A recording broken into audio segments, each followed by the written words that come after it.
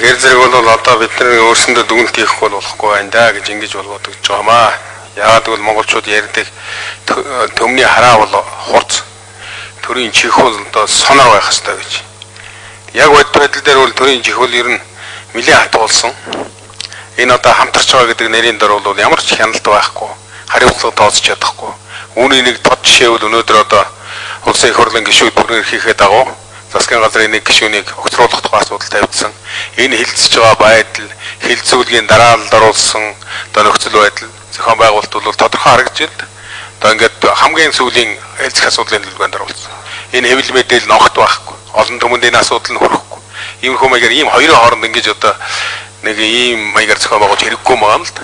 Тодорхой одоо ил тод яриад тэр өргөн барьсан улсууд нь хилцүүлэх асуудлыг яриад ингээд нэг шийдвэр гаргавал зөв зүйтэй маа гэж. За тэгээд эндээс бол одоо нэг хайхтай асуулт хамгаалгаа л да. Манай энэ одоо хамтарсан засгийн газрын 3 сая ганц баяр цогт зоригтгор бол үнэхээр одоо нэг евенгийн талыг бол сайхан харуулдаг улсууд. Зэрэг нөхрөө бол 2 харуулдаг. Энэ байна гэдэг. Манай групп бол 25 удаа харуулдаг улсууч. Тийм учраас одоо энэ гишүүд бол ихнээс нь за хариулт бол авахгүй одоо болно гэж ингэж хэлээд байгаа шүүнтэй холбоотой асуудал шүү дээ. Ийм мэдээллүүдийг бол бид нэр зүгээр сайн үзэх хэрэгтэй байна. Тэгээ би юу бодогдоод байгаа вөхөр зэрэг ерөөсөө одоо бидний энэ сүүлийн одоо 15 6 жил энэ эрдэс баялаг энэ салбарт ер нь одоо явуулж ирсэн энэ бодлогооныг нэгтгэхэд нэг дүүнэмээр байна. Энэ алт хөдөлгөөр ялангуяа энэ одоо доктортой байдлын гэрээ байгуулж ашигласан энэ орд газруудтай холбоотой юмнуудыг нэгтгэж билэн төгөлж үзэж өөрөө ашиг нь ямар юм гарсан одоо дагаж бий болж байгаа хор холбогдол нь юу болсон гэдгийг нэг сайн үнэлт дүгнэлт өгмөр бол одоо санагдаад байгаа юм л да. Ийм юм бол үндэ одоо үзэх шаардлага бол байна гэж ингэж би боддог. Ялангуяа одоо тэрэн дотор бол нөгөө Проголд байна, Сайрт минерал байна. Энэ одоо Шинхua Мак гэж одоо компани байна. За сүүлдээ оюутлогоо нэмэгдэж орж ирлээ. Тэгэхээр чинь Проголд одоо 40 тонн алт, 50 тонн алт ч үлээ. Тэгтэл чинь одоо оюу толгой орд газар чинь энэс 40 50 дахин том шүү дээ. 5 толгой одоо түүнээс дутахгүй ийм том одоо орд газрын тухай асуудал ярьж байгаа шүү дээ. Ингээд нэг жишг тогтоодсон энэ жишг энэ нүхээр одоо ингээд нэг бий болгоцсон схемээр ингээд одоо цааш нь цугуулаад дуусгах юм бол энэ улс орон, энэ их орон, энэ ард түмэн чинь ингээд ядуу зүдүү хэвээрээ цөөхөн хэд улсууд одоо ангид очиж амьдэрсэн, гадаадын одоо тэр бомбнуудын жагсаалтанд орсон. Ийм л одоо төр зургал байна шүү дээ. Тэгээ энэ юмнуудаа одоо нэг зэгслээд нэг үзмээр байгаа. Надад бол би одоо энийг бол бүр тодорхой хэлж байна. Одоо бид нар ер нь тэгээд ил тод ярих хэрэгтэй. Одоо Проголт холбоотой асуудал ерөнхий сайдтай холбоотой. Одоо 5-7 асуудал гарахад одоо энержи ресурс гэдэг одоо Батбуу сайдыг байдаг гэж ярьж байгаа. Юугийн одоо төмрийн орд гэдэг одоо төмөр зөөс барьсан гэдэг юм ярьлаа. Одоо баярсаг сайдыг байдаг гэж.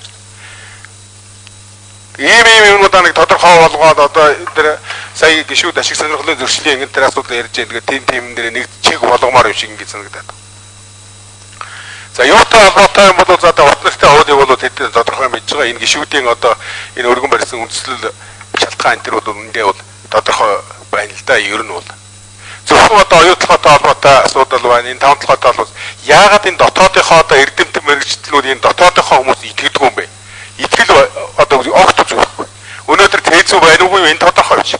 Үнэхээр тээзүү байгаа бол одоо сая өдрөө тэрвч тав гэж юм ярьла. Хөрөнгөний биржийн одоо юу худалдаа хажуудрын танкын тэр дүгнэлт за хөсөлнүүдээр нь одоо үзээд ингээд одоо нэг дүгнэлт юм хүмүүс одоо гаргах бол болцоо байгаа шүү дээ. 1 минутаар нэмээд өгч.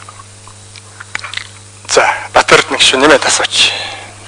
Энэ дотоодын одоо өөрсдийнхөө хүмүүст өөрсөндөө итгэдэг нэг одоо их зовлон байна. Энийг бол одоо бид нар нэрүүг ярихаас үг.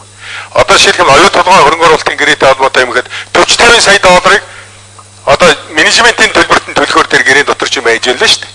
Тэгээ одоо 5 толгойн нүүрсний ордыг ашиглахтай холбоотой юм ярина гэхэд 400 мянган долларын одоо цалинтай менежер авч ажиллаулна гэж яриад байгаа гэж одоо юу гэж ойлгох юм бэ?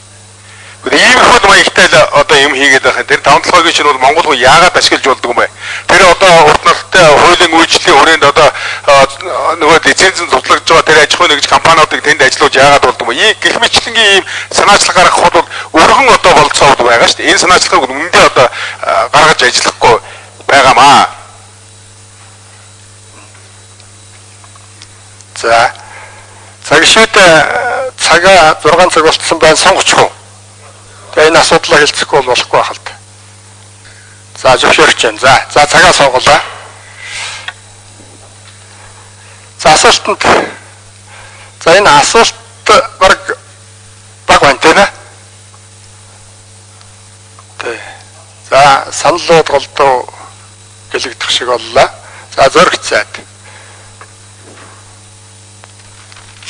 Оюутлын хариулъя. Оюутлын төслийн хувьд бол бас энэ зарим гишүүд хэлсэн Баттэрдэн гишүүд бас хэлж байгаа учраас би нэг ганцхан зүйлийг хэлэх гэсэн юм аа. Оюутлын гэрээ бол мэдээж хэрэг одоо хүн өөрөө өөгүй сэвгүй сайхан хүн байдгуутай адилхан алдаа оноогүй гэж бас хэлэхгүй. Тэгэхдээ өнөөдөр Монгол улстай хэрэгтэй ажил болсон уу гэдэг дээр бол би бат итгэлтэйгээр хэрэгтэй ажил болсон бахаа гэж би үзнэ. Яагаад гэвэл өнөөдөр Монгол улс бол энэ дэлхийн эдийн засгийн хямрал дөнгөж одоо сэргэж байгаа энэ үед бол 2010 он 8 орчим хувьтай Монгол улсын эдийн засаг өсөхөд энэ томоохон оюутлаа 5-7 орд газрыг улсын хурлаараа шийдээд ажлыг эхлүүлсэн нь бол хамгийн чухал үүрэг гүйцэтгэсэн. Манай хойд хөршийг аваад үзэх юм бол 2010 он дөнгөж 3% өслөө шүү дээ. Ялгаа байхгүй бидэнтэй адилхан одоо түүхийн дээр түшгэлсэн ийм эдийн засгтай л улс. Тэгтэл манайх бараг 2 дахин илүү эдийн засгийн өсөлттэй байна 10 онд. Цаашаа ч гэсэн юм байна.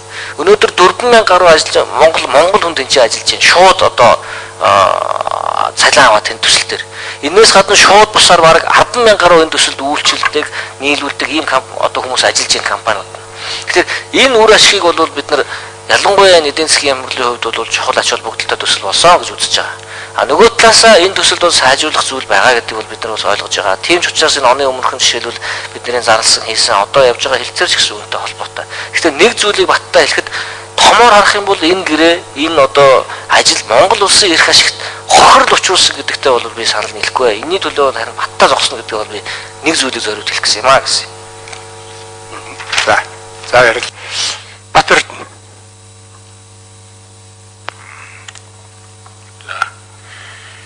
энэ гонморны урд сүрэлтгийх усан самбухын газрын хамгаалтын бүс ойн самбухын газар ашиглан байхыг хориглохын тухай энэ хуулийн төслийг санаачилсан гишүүдийн нэг байна. Тэгээ энэ хуулийг хэрэгжүүлэх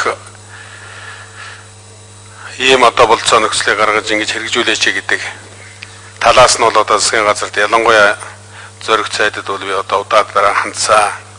Тэгээ энэ хандах болгонд бол ирж байгаа хариу бол тун одоо зөрүүтэй тун хариуцлагагүй юм хариунууд ирж байгаа. Тухайлх юм бол ерөөсөө 18 сарын 12-ны байдлаар гэсэн оноогоор одоо 3 албан тод ирэхэд энэ хууль батлагдсанаас хойш хоригдсон газартай давхцуулаад ингээд 192 361 1700 гэх мэтлэгээр ийм 3 одоо зөвхөн нэг жишээ хэлэхэд л ийм одоо 3 зөрүүтэй бичигдоод ирүүлж байх шийдв. Тэгэхээр зэрэг бол нэг ийм маягаар л одоо асуудалд хандаж байгаа юм. Тэгээд энэ хууль одоо хэрэгжүүлэг байгаа нь хэд хэдэн одоо хуулийг зөрчсөн, улсын хурлын одоо гаргасан тогтоолыг зөрчсөн, засгийн газрын хуралдааны тэмдэглэлээр өгсөн үүргүүдийг тогтоосон хугацаанд нь хэрэгжүүлээгүй одоо ийм хариуцлага хууль зөрчсөн юутай холбоотой ийм нэлийн хэдэн асуудлууд байгаамаа. Зөвхөн би нэг жишээг нь одоо хэлж байна.